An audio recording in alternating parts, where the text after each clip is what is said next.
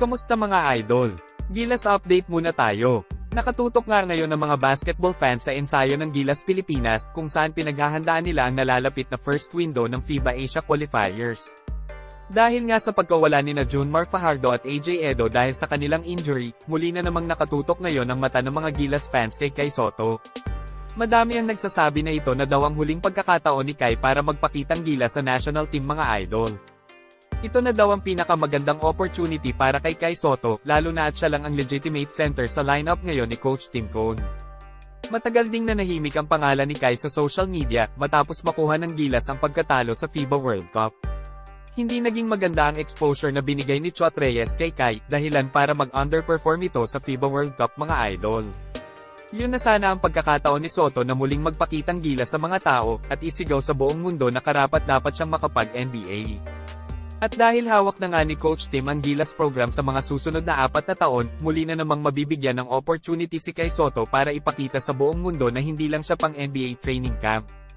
Ayon nga kay Sotto, madami na daw siyang natutunan kay Coach Tim Cone simula nung naglaro siya sa Gilas.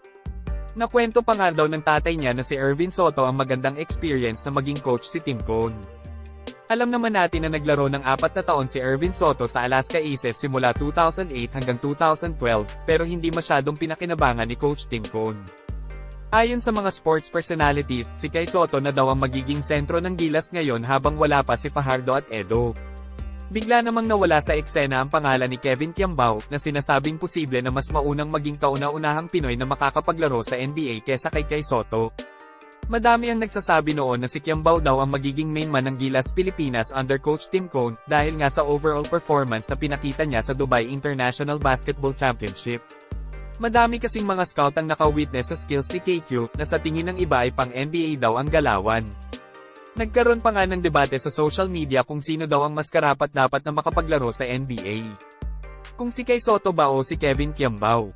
Madami na din kasing pagsubok ang kinaharap ni Sotto para lang makapasok sa NBA, pero mukhang hindi pa din dumadating sa kanya ang swerte. Para naman kay KQ, sadyang napakabilis ng pag-akyat ng kanyang pangalan sa larangan ng basketball mga idol. Panigurado naman na magtutulungan si Kai Sotto at Kevin Kiambao para manalo ang Gilas sa mga tournament na sasalihan nila. Hanggang dito na lang muna mga idol. Maraming salamat sa panunood.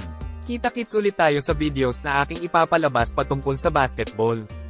Kung bago ka pa lang sa channel ko, please consider to subscribe at huwag kalimutan pindutin ang like at notification bell button para updated ka sa videos na aking ipapalabas. Salamat mga idol!